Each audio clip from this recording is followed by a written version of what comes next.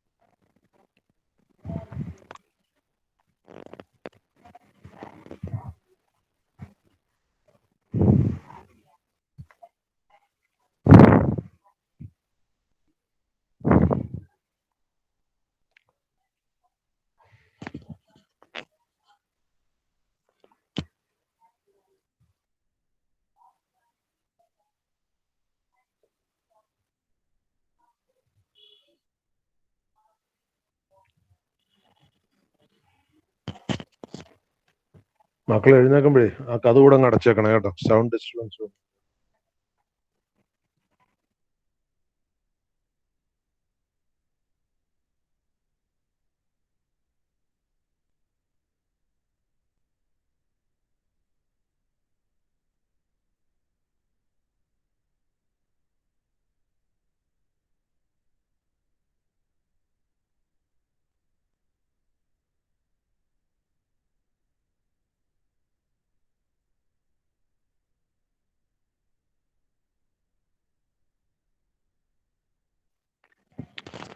So good afternoon to all of you.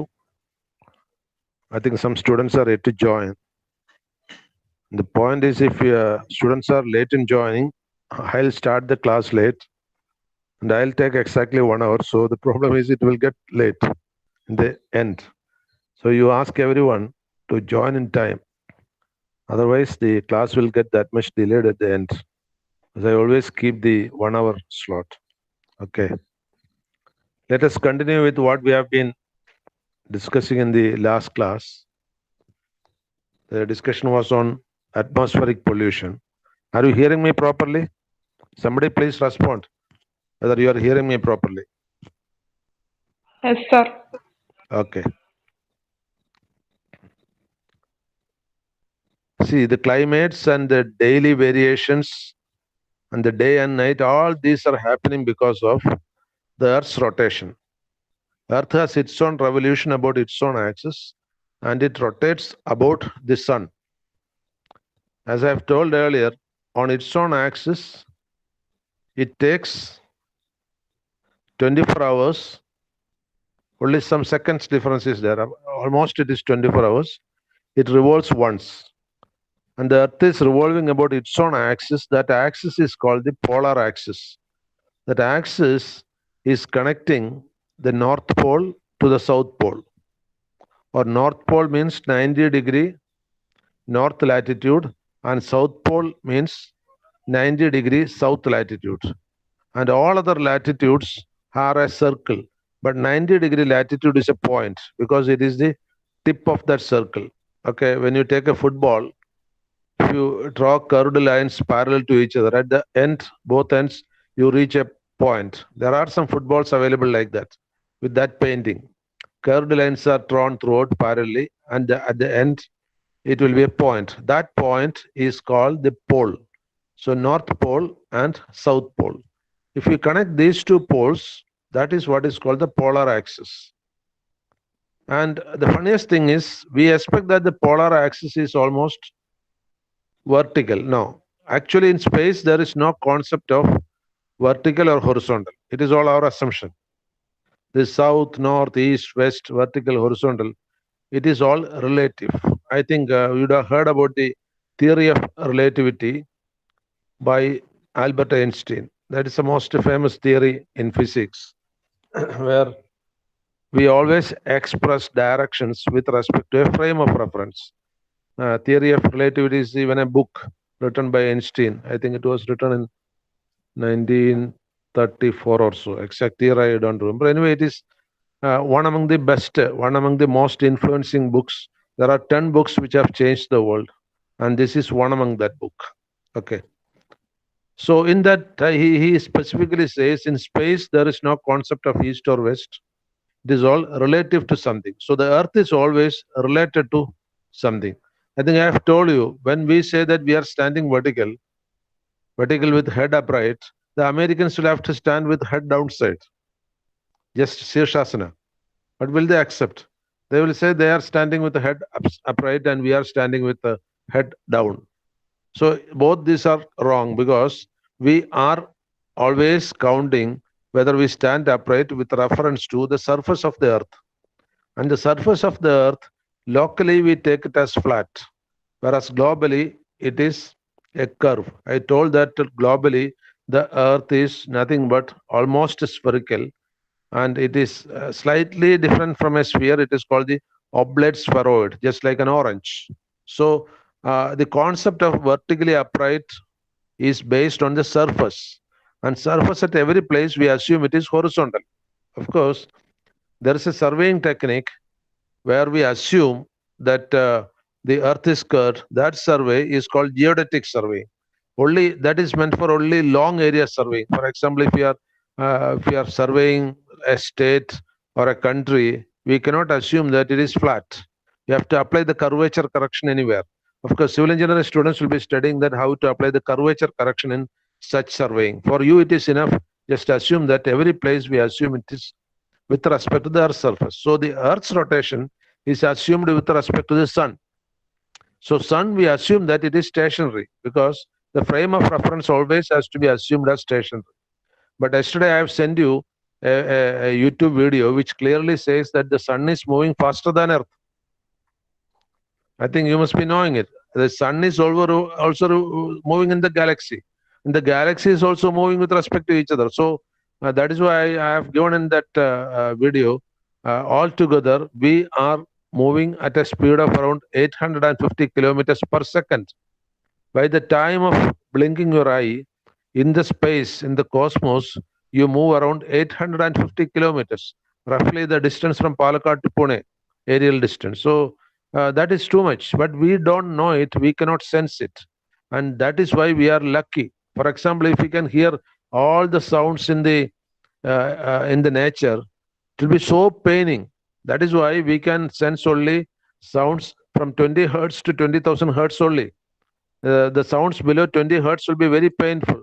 That is why many times the rats and cats, etc., get upset, and cats may also cry out because some painful sounds may be there in the air. That is why these creatures are used for identifying earthquake occurrence. At the time of earthquake, some low frequency sounds may come. We cannot sense it, but so many other birds and animals can sense it. They become themselves safe because they find it a painful sound. Okay.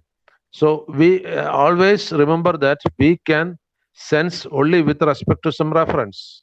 Our sensory mechanisms are so limited. There is an old saying, because you don't have full sense, so you can live, and you don't have long living memory, so you can be happy. It is true.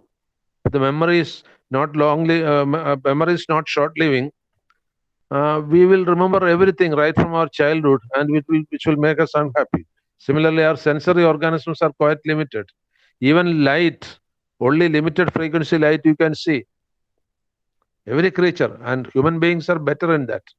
Take, for example, an animal, a bull. A bull can see only 2, 3 colors. That is why when you show a red cloth in front of you would have seen the matadors showing the red cloth in front of a bull. A bull cannot see a red color. Bull cannot see red color. It can see it as only dark. So when you show a red cloth in front of a bull, the bull will see that it is something dark whole. So it will jump into that. It's not seeing the cloth actually. Okay. So limited sense. Every animal or plant or human beings are having only limited sense. So with this limited sense only, we are sensing things. It is quite limited. So maybe only 1% of the entire things in the universe you can sense, and even distance up to which we can see the horizon is also quite limited. So what I'm saying is, the movement of the earth we always study with respect to the sun, assuming that the sun is stationary, whereas it is not true. Sun is not stationary. So with respect to the sun, this polar axis is tilted. This diagram, which I have shown in this PPT slide, of course, the axis is not shown there, but the North Pole and South Pole are shown there. but it is, you cannot easily read it. But just assume the sun is at the center. You can see a small yellow color. It's not a drawing to scale. Drawing to scale, the sun is much, much bigger than Earth. This is only for explanation purpose. So the Earth is not having its axis perpendicular to sun. The Earth's axis is inclined to the sun. And assume that on this inclined axis, the Earth is revolving by itself. 24 hours it revolves. That is why we get day and night. And then it is rotating around the sun in 365.2422 days. It completes one rotation. Okay.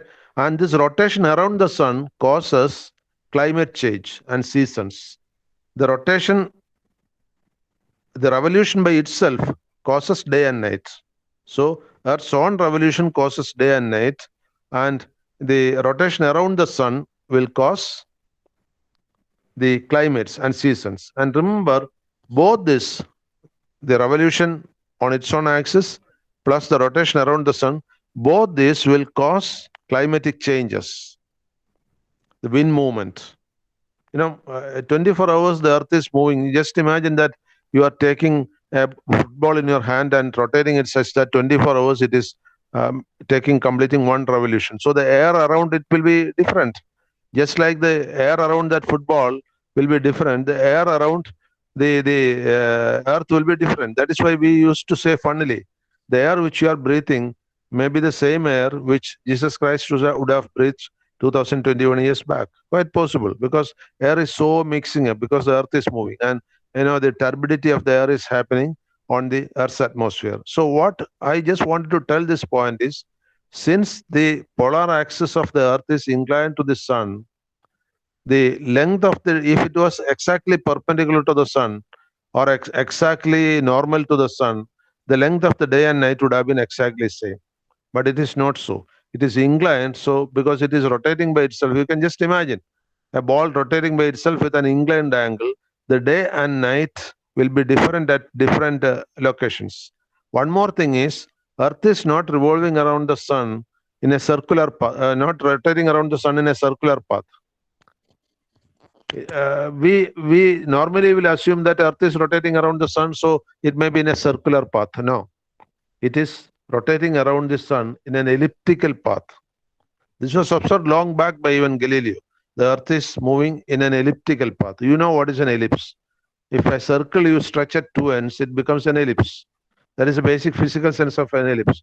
For example, if a rubber band you put into a circle and then you stretch the both ends, or if it is easier if you have a steel ring you are stretching at both ends, it becomes an ellipse. That's the concept of ellipse. So the path of rotation of the Earth around the sun is in an elliptical path. So the seasons will have different durations. Okay, that is why we are seeing that the seasons do change. But since we are taking the calendar with respect to the sun, we will see that the seasons do come almost the same month. Only slight differences will be there. But if you take the solar case, the seasons will be entirely different. And to say that the calendars, there are so many calendars in the world. Out of them, the Malayalam calendar is the most accurate one. Malayalam calendar, I don't know whether you have seen that Malayalam calendar. Malayalam calendar is 1100 plus years now. Malayalam calendar is supposed to be associated with the death of Sri Shankaracharya. Some others say that at that time the king of Travancore was having head office at Kollam. That is why that Malayalam calendar is called Kollavarsham. English calendar, it is called the Gregorian calendar. Earlier, Julian calendar, Julius Caesar made the Julian calendar. That was the Western calendar. Then later, after so many years, Pope Gregory corrected it. That is why nowadays it's called the Gregorian calendar. That is a British calendar. British calendar, once in a number of years, makes some corrections. Otherwise, seasons will go out of range. For example, the calendar has to be corrected for 78 days in every 100 years, every 10,000 years. Every 10,000 years, there is a correction of 78 days. That means in around 110 years, one day has to be corrected. That is being done in Gregorian calendar correctly. But Malayalam calendar doesn't need that. Malayalam calendar calculates every year. So there is no fixed calendar. You cannot say that in Malayalam calendars, sometimes Vishu may be on 14th, sometimes Vishu may be on 15th, because the Malayalam calendar, every year, it makes astronomical calculations and it is brought out. So it's a task to bring out a Malayalam calendar, because there are some experts doing that specifically. That is why I say the Malayalam calendar is the most accurate in the world.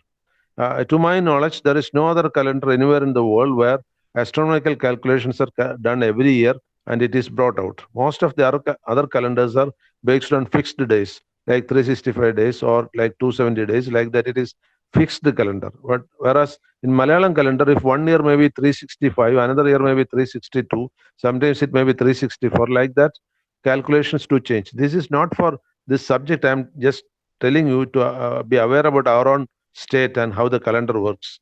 And in every calendar which you are having, the English and the Malayalam will be there. If you take Madhubhumi or Manorama calendar, you can see the Malayalam calendar along with the English calendar. Malayalam calendar will be given in small letters.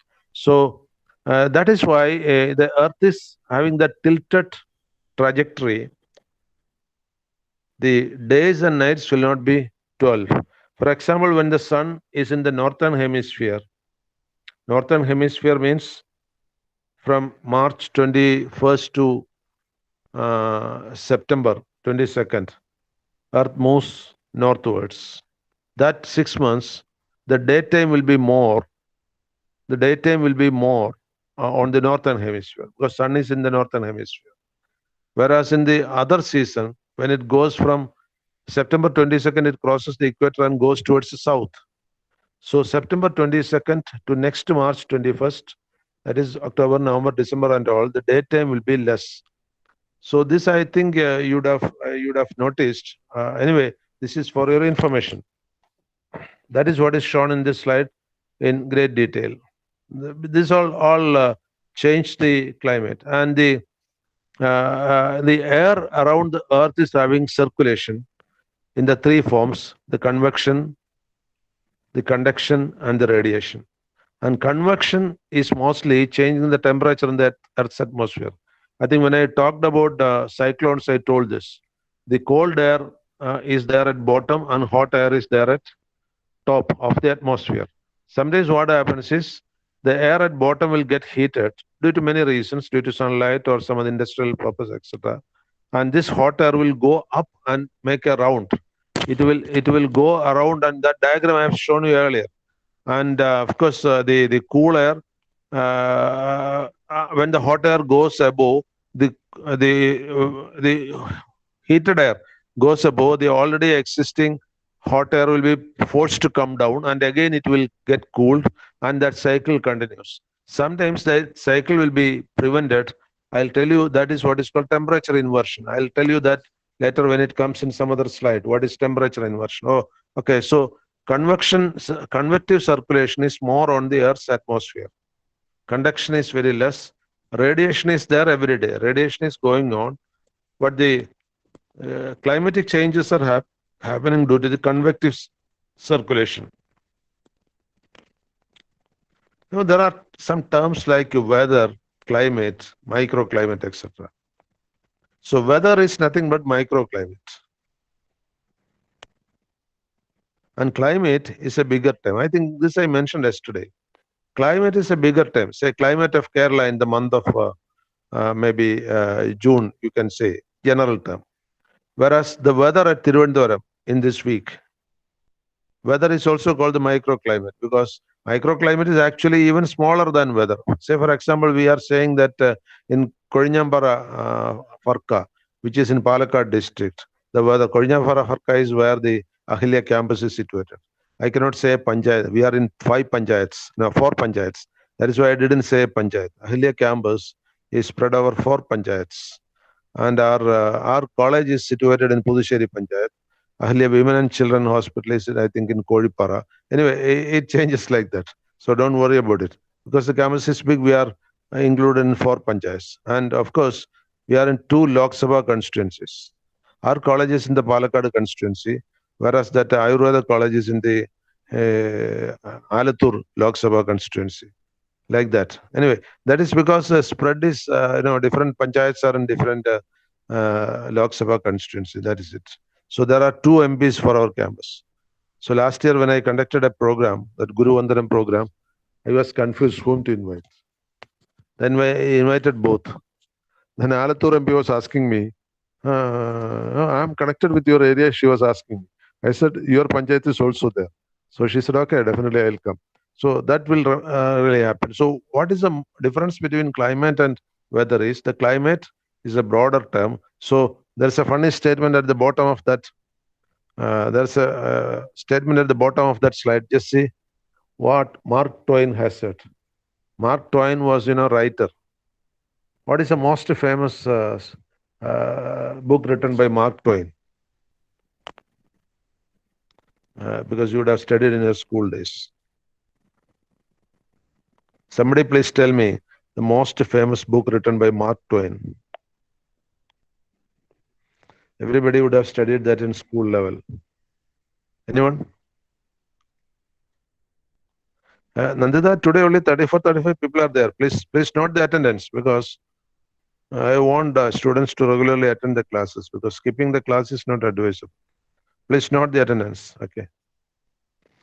You are recording it every day. Okay, then no problem. I know you are recording it. Right.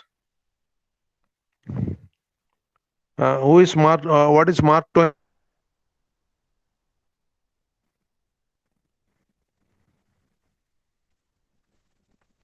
Anybody? No one knows. It has been a non-detailed book for English for so many years, even now.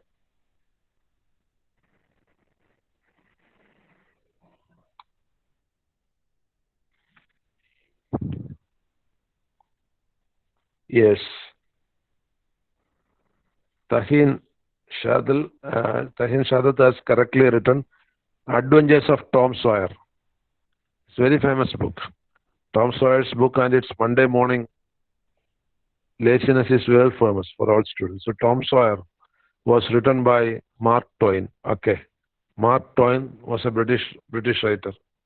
Okay, now come to the next slide. So climate is a global term, whereas the weather is a local term. Then I think I've been telling you many times cold front, warm front, etc. I don't know whether you understood properly. This is the term for see the diagram and see the statement written. I'll be asking you. Just read the slide I've shown.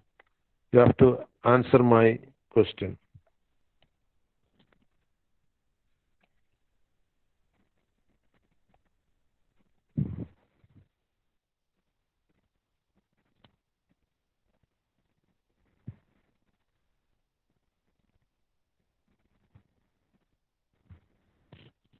Okay, now let me ask the question. Up above the air, there are some cold clouds. There are some cold clouds up above the air. And then some warm air is coming up from an industry. That warm air is going and displacing that cold clouds. There was cold cloud. The warm air is going up and displacing, replacing that cold cloud. That is called which front?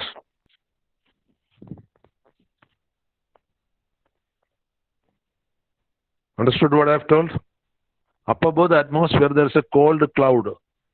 And you have got a lot of industry, say Kanchikode area. Warm air is going from these industries, and that warm air is going and replacing that cold cloud over there.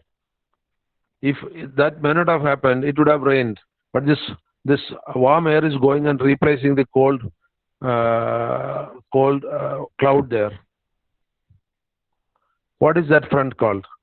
A front means clouds of warm and cold nature meeting each other. So when the hot or warm air is going up and it is replacing, so Samina has written it directly, warm front. Yes, that is warm front. Got it? So a warm front, which is the origin, that is the name given. If the warm air is going and replacing, it is a warm front. If the cold air is going and replacing hot air, it is a cold front. And remember, warm front produces very light rain only.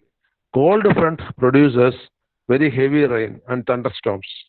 Cold front means cold air is going up and replacing the warm air there. It starts raining. That rain will be very heavy. Okay. So cold front causes cloud burst, thunderstorms, etc. Okay. That is it. So you can understand that this is anyway, when two fronts like this, say warm front or cold fronts are there, raining will be there. So this is one of the reasons of raining. It is cold clouds meet warm clouds, or warm clouds meet cold clouds. This is how it is called frontal precipitation. For example, if there is a hill, say the Sahyadri hill is there, cloud is coming, and cloud is blocked by the mountains, then the cloud will start raining there. That is how most of the hilly areas get rain. Then that is called an orographic precipitation. Orographic rain. Orographic means stopped by mountain. Whereas this is called the frontal precipitation, where the front is the boundary between two air masses that are different in temperature. So cold front, and of course when it is cold and warm, the density will be different, the moisture content will be different, quite natural, because cold front will have the cold clouds will have more density, more vapor content, whereas the hot cloud will have, clouds can be both. Hot cloud will have less density and less higher temperature. Okay. And that is a picture given on the right side, where the warm air is meeting the cold air and the cool air is meeting the warm air. Both are given there by different colors. So the air masses means accumulation of the air, will have different pressure system when it is descending or ascending. For example, when a hot air is ascending, going up in the atmosphere, its pressure also will change, and gradually its temperature also will change. And in a low pressure system, for example, in a high pressure system, it will be cool, it will be cooler. Whereas in a low pressure system, it will be warmer. So if it is a low pressure system, the air will be warmer. That is why it will get compressed immediately by the pressure of the clouds outside, and it will attract cool air from outside. That is why that is called depression. Depression means there is hot air somewhere. Hot air means low pressure. Then that low pressure existence will invite heavier pressure from elsewhere. You know that if it is a sponge, you can squeeze it. So this low pressure system is like a sponge. So high pressure system will come from elsewhere. It will mix up here, and that ultimately becomes a depression area. A depression area means definitely the air moving in a faster speed, and it slowly becomes a cyclone. A depression can slowly become a cyclone, because depression is that area where the hot air was there, and all of a sudden the cold air is coming inside and rotating in it, and that rotating mass of cold air becomes what is called a depression. Initially it will be slowly, at the end it will become ultimately a cyclone. This is how the cyclones goes, which I have already told. And another thing is what is called thermal inversion. Thermal inversion means normally hot air will be at top, and the cold air will be at the surface of the earth. But this cold air sometimes get a bit heated up and moves upward. So the hot air will permit it to go up and then come down as convection. But inversion means the hot air above doesn't permit this to go up. So what will happen? At the top, only hot air layer will be there. This is called inversion. That is called an inversion layer. That is, the hot air on the outer surface do not permit the cold air to move up. It is forcibly retaining the cold air inside. It doesn't permit to go up. This is called temperature inversion or thermal inversion. And that means the cool air will be inside the hot air. Okay, cool air is not permitted to go up. And thermal inversion will happen mostly in industrial areas, and thermal inversion is not advisable, because when the thermal inversion takes place, the cooler, denser air will be at the bottom and mixing will not be permitted. So rain becomes a rare chance. That is it. And moreover, when the temperature inversion happens there, the pollutants will be very high. Mixing up is not permitted. And the cool air, the density of the pollutants will be very high. Compared to I told that the air becomes hotter, the density of the pollutants also will dilute. Okay. So this is what is happening, and this is what is called the thermal inversion. So from the pollution, air pollution point of view, thermal inversion is not advisable. Okay. Can anybody tell me in Malayalam what is thermal inversion? I just want to see whether you have understood. Whatever you understood by the term thermal inversion, can somebody tell me in Malayalam?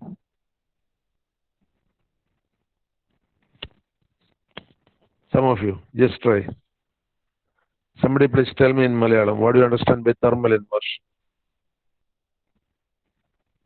Thermal inversion will increase the pollutants in the atmosphere close to Earth. എന്താണ് thermal inversion? Can somebody tell me? Malayalam or English, up to you. I just want to check whether you have understood.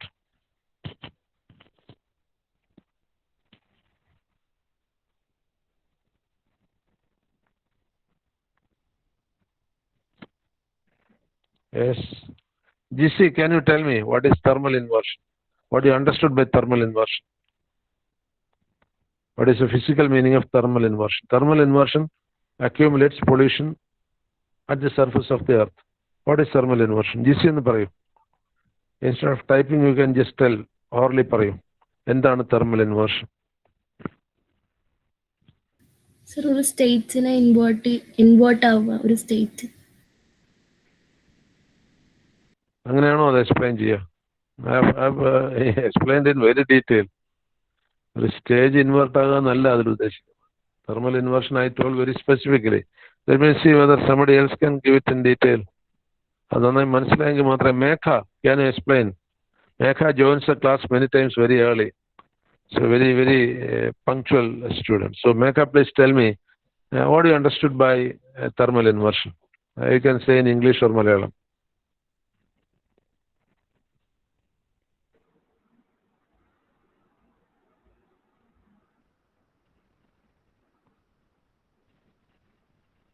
പറയൂ.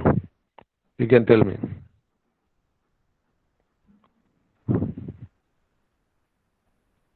Yes.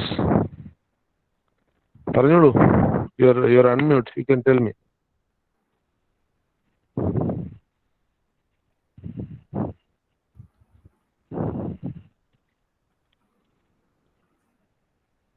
We are not hearing anything. ഒന്നും കേൾക്കുന്നില്ല.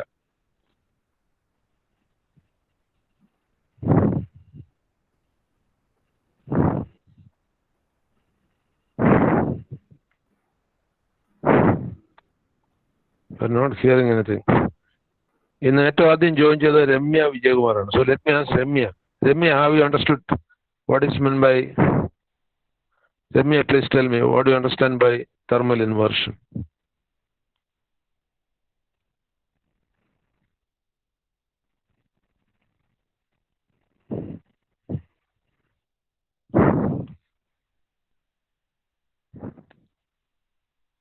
Ramya, you are here or not? Just unmute if you are here. Yes, sir. Okay, please tell what you understood by thermal inversion.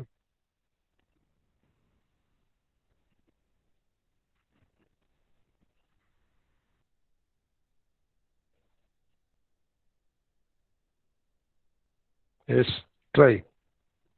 Try to say what you understood by thermal inversion. Sir, അത് എയറിന്റെ normal tendency ആൾട്ടിറ്റ്യൂഡിനനുസരിച്ച് cool down ചെയ്യും.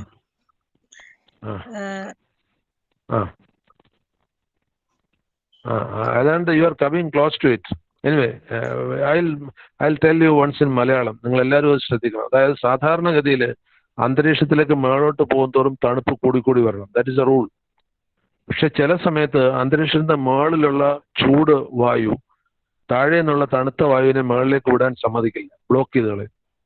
അങ്ങനെ ചൂട് വായു മേളിൽ നിൽക്കുകയും തണുത്ത വായു താഴെ നിൽക്കുകയും ചെയ്യുന്ന കണ്ടീഷനിലാണ് തെർമൽ ഇൻവേർഷൻ എന്ന് പറയുന്നത്. സാധാരണഗതിയിൽ നമ്മൾ അന്തരീക്ഷത്തിൽ മേളിലേക്ക് പോകുന്തോറും തണുപ്പ് കൂടി വരണം. അതിന് പകരം ചില സമയത്ത് the hot air remains at top. താഴെ നിന്നുള്ള തണുത്ത എയറിനെ മേളിലേക്ക് അത് വിടുന്നില്ല, എന്നാൽ അത് തണുക്കാതെ മേളിൽ തന്നെ നിൽക്കുകയും ചെയ്യുന്നു. That is what is called thermal inversion. അതിലുള്ള പ്രോബ്ലം എന്താണെന്ന് വെച്ച് കഴിഞ്ഞാൽ, ഇങ്ങനെ സംഭവിക്കുമ്പോൾ ഈ താഴെ നിന്നുള്ള വായു മുകളിലേക്ക് മൂവ് ചെയ്യാൻ സമ്മതിക്കാതിരിക്കുമ്പോൾ ധാരാളം പൊള്യൂട്ടൻസ് താഴെ അക്യൂമുലേറ്റ് ചെയ്യും. So we will have a lot of pollutants close to the earth. അന്തരീക്ഷത്തിൽ സാധാരണ ഡിസ്ട്രിബ്യൂട്ട് ചെയ്ത് പോകേണ്ട പൊള്യൂട്ടൻസ് എല്ലാം ഭൂമിയുടെ തൊട്ട് തന്നെ നിൽക്കും. ഇൻഡസ്ട്രിയൽ ഏരിയസിൽ ഇത് സംഭവിക്കാറുണ്ട്. This phenomena is called thermal inversion. Okay, so an inversion layer is where at the band of air where the temperature rises with altitude, denser cooler air at the bottom of the layer resists mixing with the hot air at the top.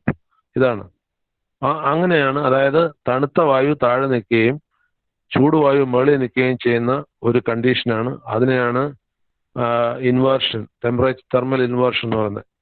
Okay, അത് മിക്സിങ്ങിനെ prevent ചെയ്യുന്നു. അപ്പോൾ pollutants denser ആയിട്ടുള്ള താഴെ തന്നെ നിൽക്കും. I think you understood it. ഇനി ആര് ചോദിച്ചാലും പറയണം. Okay,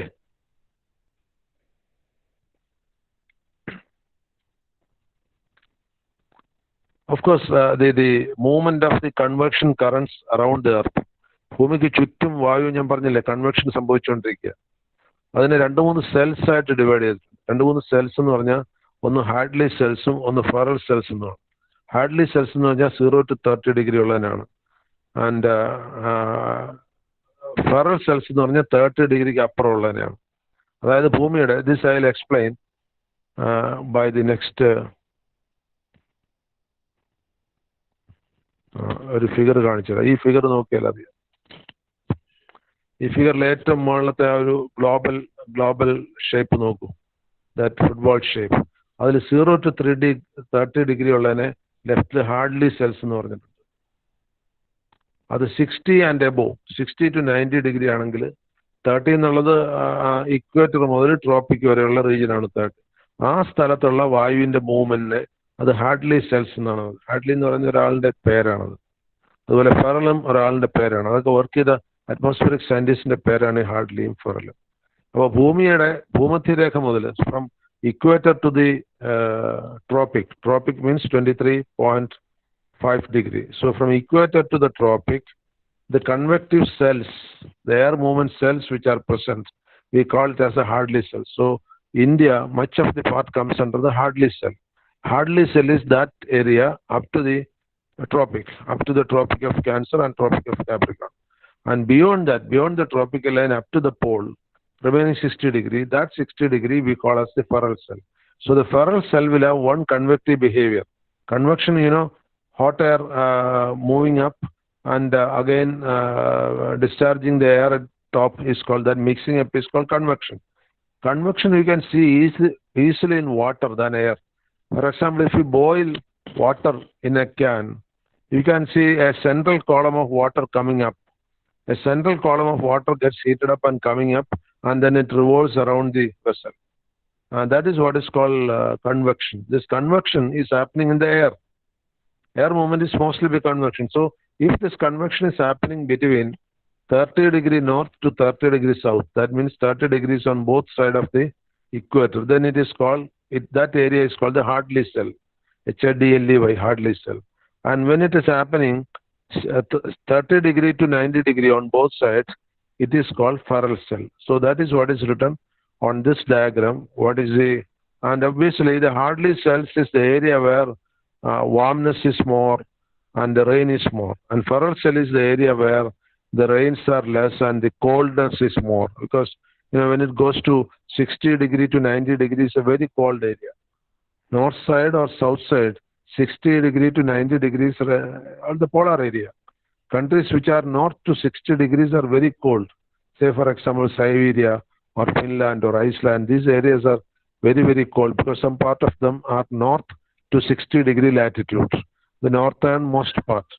The southernmost part, it is Antarctic region. There land is very less. Even Australia is within 60 degree only. So the cold area in the southern parts are uninhabited. So most of the living beings are in the northern hemisphere. So even Eskimos live only in the Arctic region. Antarctic region, there are no Eskimos. There are only penguins. You must know the difference. Arctic region means North Pole. Eskimos are there. What will be roughly the temperature in Arctic region? Always sub-zero. Arctic region, it is always negative temperature. Never in the Arctic region positive temperature will come. Antarctic region also it is like that. So, but in the Arctic region, there are human beings living there. They are called Eskimos. They live inside the ice. Just imagine. The Eskimos live inside the ice, and they make small houses inside the ice. You know what is its name? What is the name of the? That is now the name of a very famous company. A very famous company has adopted the name of the house which the Eskimos give to their house. But the Eskimos don't call it. We call it that by that name. Anybody knows what is the name of the house which the Eskimos make inside the ice? There's all ice there. No land is there. Anybody? What is the name of the house? It's a general knowledge question. What is the name of the house of an Eskimo? Let me see whether somebody is there. Jaydev? Jaydev, what do you say such a house?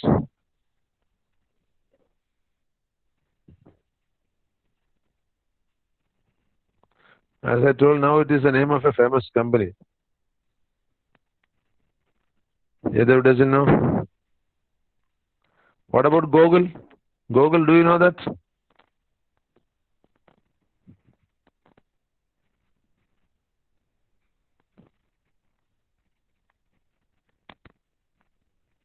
What is the name of the house which the Eskimos make inside the ice? Just imagine how they are staying there.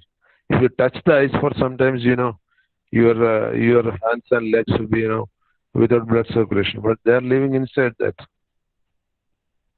No one knows. Chelsea, can you tell me what is the name of that house they make inside? It's a big dug one. Say igloo. Yes. Yes, igloo. Did you Google or you are knowing it?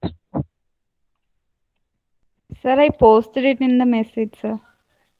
Yes, I know, Okay. sir. So many posted it right now. Okay. I waited for something.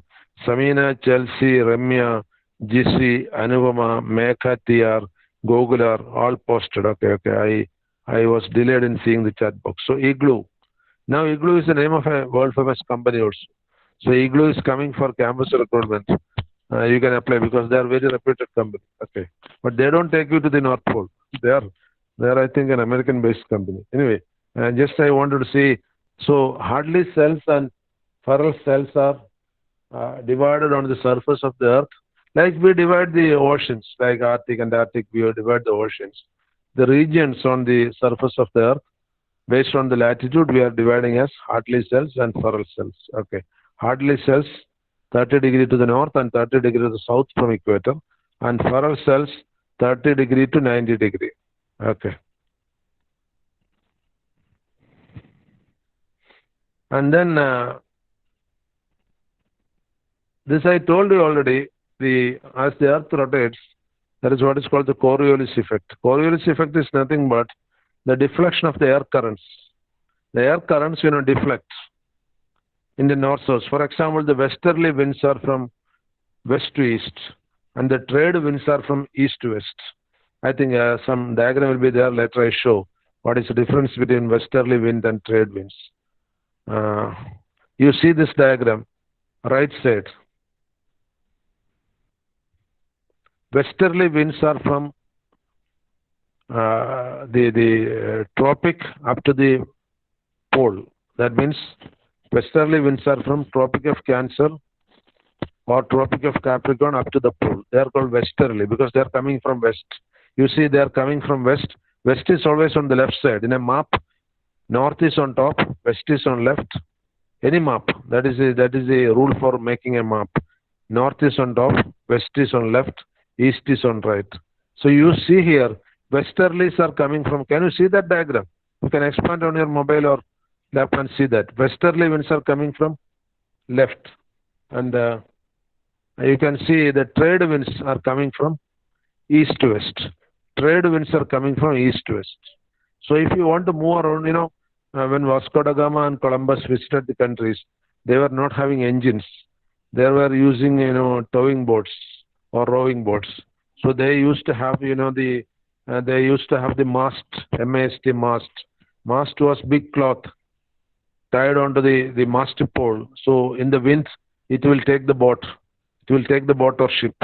That is called the mast. So with the help of the mast, they used to travel. So what was their usual return? If they wanted to travel from east to west, they will travel in the trade winds area. Trade wind area means up to the tropics. If they wanted to travel from west to east, they will travel. It's a very sensible thing. They understood this philosophy then itself. If they wanted to travel from west to east, they will travel in the westerly winds. That means north of the Tropic of Cancer or south of the Tropic of Capricorn. That area is called the westerly winds area. So near the equator, we have what is called the trade winds. So India is mostly having trade winds. And remember, most of the cyclones are in the trade wind area because trade winds are more powerful than the westerly winds. Okay. So westerly winds means west to east, and easterly or its trade winds means east to west. Okay. This is the point. And how the earth moves. The earth is moving from east to west or from west to east. How is the earth moving? From west to east or from east to west? Let me see what is your answer for it. Anupama, what do you feel? The earth is moving from west to east or from east to west?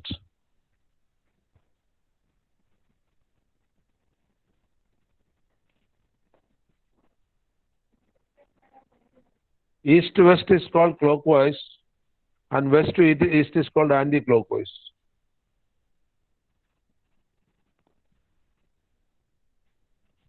I asked the electrical students always one question. What is the main difference between ceiling fan and table fan? See, many times they couldn't answer me. Do you know what is the difference between a table fan and, mechanically speaking, not by shape? Mechanically speaking, what is the main difference between a table fan and a ceiling fan? You must be having all these things either at your home or our laboratories are having both this, ceiling fan and table fan. I just want to check what is your observation skill. From the mechanical point of view, what is the difference between a table fan and a ceiling fan? Can somebody give? Then I will come to the earth's question. Gogul, can you give me what is the mechanical difference between ceiling fan and table fan? Don't say that one is on the ceiling and one is on the table. That is not the answer. I want technically what is the difference. Anyone?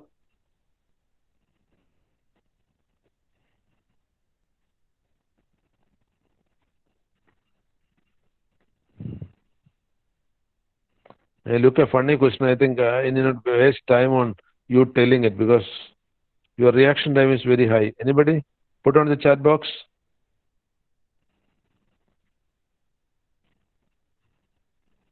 Or at least tell me what is the difference in the style of rotation of the ceiling fan and table fan. Yes, Ramya has written one goes in clockwise and the other anti-clockwise. Yes, Ramya is right. Ceiling fan rotates anti-clockwise.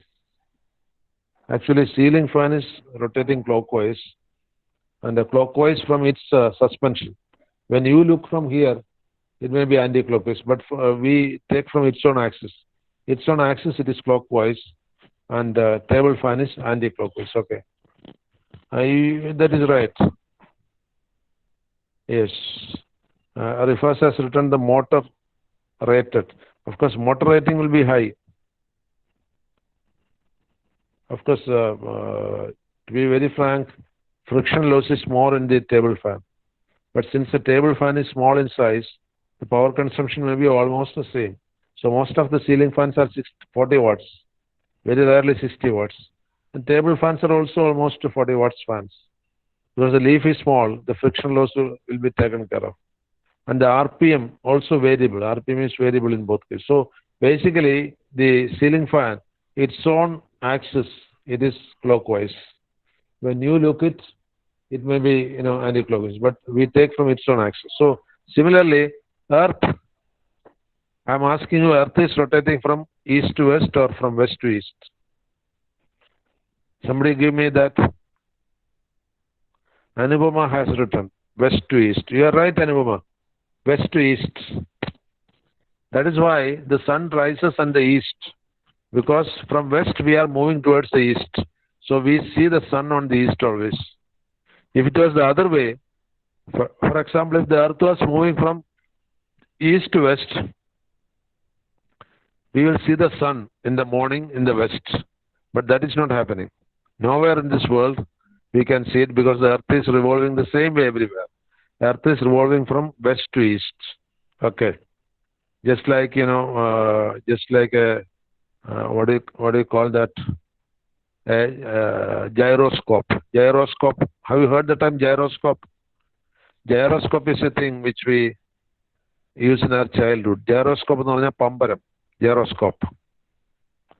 This gyroscope you can rotate it both ways. If you revolve in right ways, it will revolve continuously in right ways. If you revolve in left ways, till it stops, it will revolve in left ways. Okay. So Earth is somebody would have started Earth like that. We don't know who started it. How it started, no idea.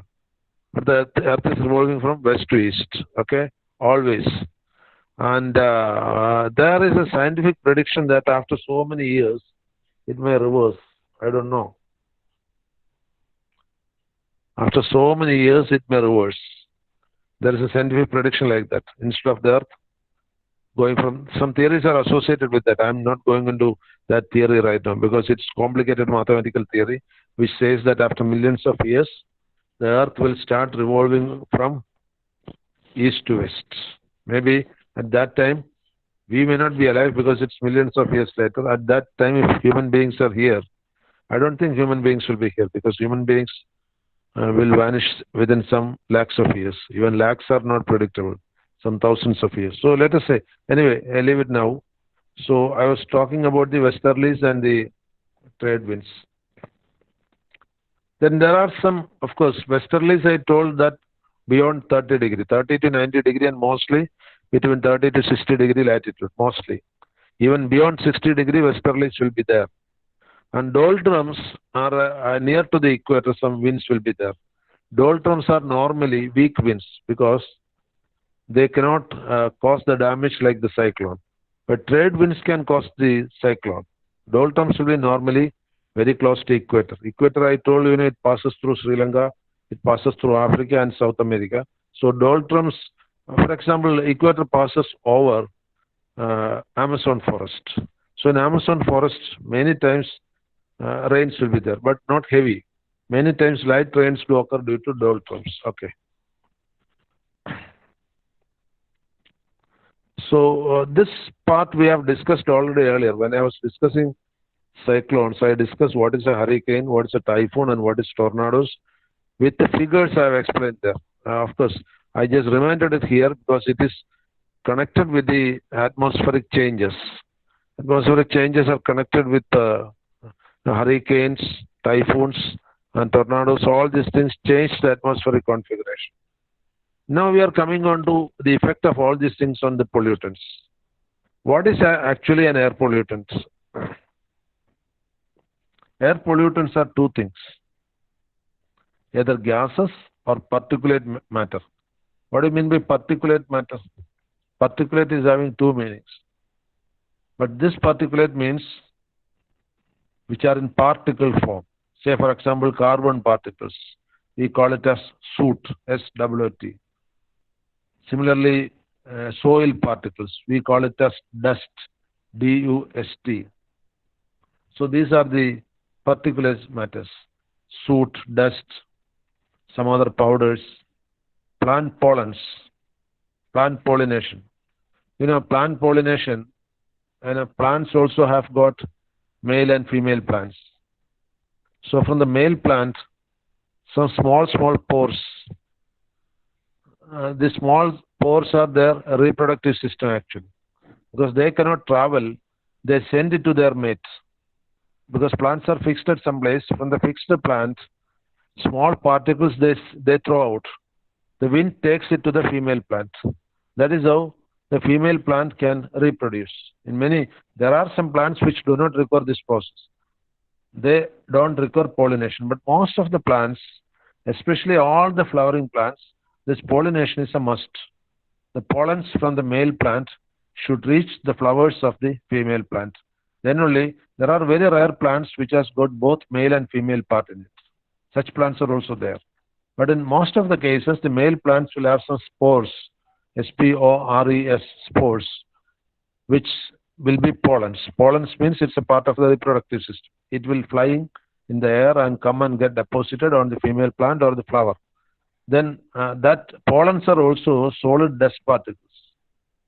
Solid dust particles means they just, the pollens just travel and the pollens are traveling and they are suspended particles in the air. Some pollens may be even poisonous, may be allergic to people. But many pollens are not like that, harmless. But these pollens, it comes to the flower or the female plant, it will settle down there. There is a biological process thereafter. Okay.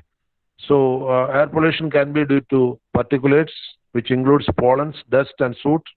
It may be due to gases. Many of the gases are not acceptable to our human body. They poison the human body or they trouble the human body. Anything which can trouble the human body can also trouble the plants and animals. Do plants have response to all these things? What is your feeling? For example, we cannot breathe carbon monoxide. Many of the animals may be killed by mercury or cadmium or nickel or such poisons, or poisons like DDT. Plants can be killed. The herbicides and fungicides and weedicides do kill the plants. And J.C. Bose, you would have heard sometimes. J.C. Bose, the famous botanist from India, he has proved that plants have the similar behavior like the animals. They also have pain.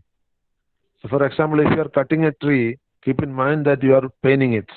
Plants do have pain. They also cry. I don't know whether you can believe it. The plants also cry. J.C. Bose has done some acute experiments which he recorded that the plants do have pain and they reflect the pain through cries. Only thing is the sound of that cry you cannot get. But nobody has proved it whether the plants do talk to each other. Maybe we are not aware. Maybe in the years to come, somebody may come up with a finding that the plants do talk each other. I hope so. Because where there are two plants, I've seen that they come closer and closer when they grow up. Especially in the case of coconut trees, I've seen this. I used to ask many times in my young days why these coconut trees are growing closer and closer to each other.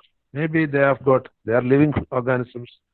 They would have got some sensory mechanism, or we don't know whether they do also have the talking system. Maybe in the years to come, somebody may come up with a plant language which can be deciphered by some computer softwares. Anyway, leave it. So air pollution can be two types, outdoor and indoor. Outdoor air pollution is also called the ambient air pollution. Ambience means, in Malayalam, ambience. What is the equivalent term for ambience in Malayalam? Anybody? Can somebody say what is the equivalent for ambience in Malayalam? I think since I have to take one more slide, I'm stopping the question. I'll go to the next slide. Ambience means chuttupaadu. So air pollution will be two types: ambient air pollution and indoor air pollution. Indoor air pollution, of course, ambient air pollution, I'll come back to that. These things I'll discuss about. I think the indoor air pollution is after so many slides. So ambient air pollution, I'll take some points I'll tell, and then we'll close today's class. It is almost tomorrow we are having more time. I think tomorrow we are having, I hope, 2 hours, so we'll be able to cover more portions. So outdoor air pollution is also called ambient air pollution. The other one is what is called indoor air pollution. Ambient air pollution is a public problem. Indoor air pollution is a private problem. Indoor air pollution means pollution at your own home. And for indoor air pollution, the victims are mostly females and kids who stay back home for more hours for indoor air pollution. But for the ambient air pollution, men are more susceptible because compared to females in the Indian citizen, men travel more. If you take a bus, the number of travelers may be more men. But if you take an academic institution, the number of students will be always more girls now. I still remember when I was a BTech student, out of 120 admissions, only 10 were girls. That time only 120 were the college admission. Out of 120, 10 were girls and 110 boys. But now if you have 200 admission, 130 will be girls and 70 will be boys. So the social configuration has changed tremendously. And I think over the years, the human civilization will become like the honeybee. You know, in honeybee, the females do work and the males are lazy. They don't do any work. So our population is also going to that. I see everywhere the girls are working more and the boys are working less. Even in results, we are seeing this. I'm actually surprised by this change in the phenomenon. When we were all studying, girls were always below. I don't think in any class the girls have come up first. But now you see, most of the ranks are coming to the girls. So maybe a natural transformation, the boys are becoming more and more lazy. Actually, going by the medical studies, the male brain is a better one than female brain. Going by medical studies, because the volume of the male brain is slightly higher, very slightly only. But you see the output, they are not using it. So every class I'm seeing, the boys are much, much below the girls in recent days. Maybe their energy is dissipated or energy is scattered. It's a social observation I'm saying, because today we are having the parents meeting in the evening to discuss everything connected with you. And of course, we will discuss those things there if necessary. But this is my observation, keep in your mind. Especially boys, keep in your mind that you are becoming outnumbered in activities. And maybe the only power which the males have now is more muscle power compared to females. But that also may vanish if this so happens. You see in a honeybee cage, you see that the women are, the female ones are even powerful there. Males are useless. Okay. So maybe that evolution can happen in human beings also over the years. I don't know what will happen. It's just an observation. So we'll close this session today. It's almost time. So thank you very much for listening. Today's attendance was very low. So Nadada, please take care. If necessary, I'll call the students if necessary. Anyway, please give the today's absentees list to me. I want to see who are all the people who absent by block and block. Okay, we'll see that. Okay then. Bye. Thank you. Thank you, sir.